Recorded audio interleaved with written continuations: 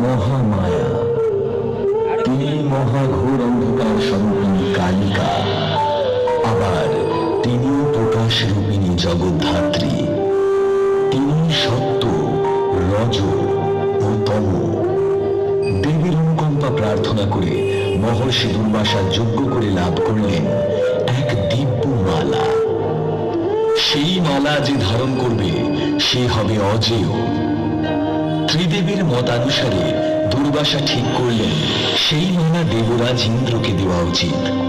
ইন্দ্র, যিনি বর্ষা ও ফসলের দেবতা, তার প্রতি মানুষের যজ্ঞে ও পূজায় তার অহংকার বৃদ্ধি পাচ্ছিল উত্তরোত্তর। মহর্ষি দুর্বাসার বিজয় মাল্য লাভ করে তিনি তা তাচ্ছিল্য ভরে পড়িয়ে দিলেন তার বাহন ঐরাবতকে। কিন্তু ঐরাবত সেই মালার তেজ সহ্য করতে না পেরে তা ছুঁড়ে ফেলে দিল।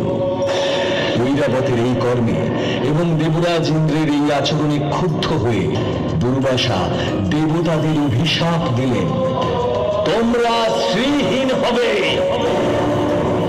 দুর্বাসার অভিশাপে সমস্ত দেবতারা শ্রীহীন হলেন, কারণ শ্রী অর্থাৎ লক্ষ্মী তাদের ত্যাগ করে ক্ষীর সাগরেই বিলীন হয়েছেন।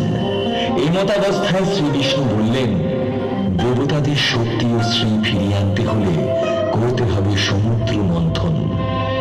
কিন্তু সমুদ্র মন্থন করার মতো শক্তি তখন দেবতাদের নেই।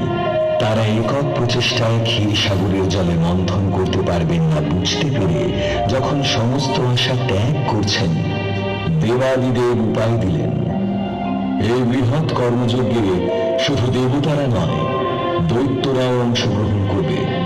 তাদের ছাড়া এই কাজ সম্ভব নয়। দেবতাদের অনুরোধে মন্দার পর্বত মন্থন দণ্ড হতে রাজি হলেন।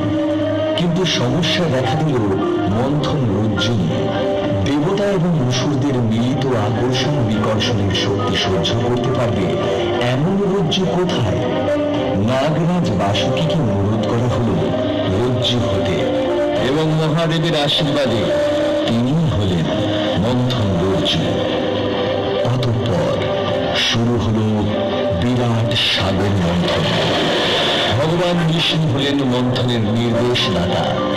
সুর ও অসুরদের সমস্ত শক্তি দিয়ে বিরাট সাগরের জলে উৎপন্ন হল বিশাল ঘূর্ণন।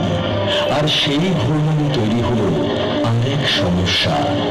মন্দার পর্বত ধীরে ধীরে ডুবে যেতে লাগলেন সমুদ্রের গর্ভে, এবং তাতে মন্থন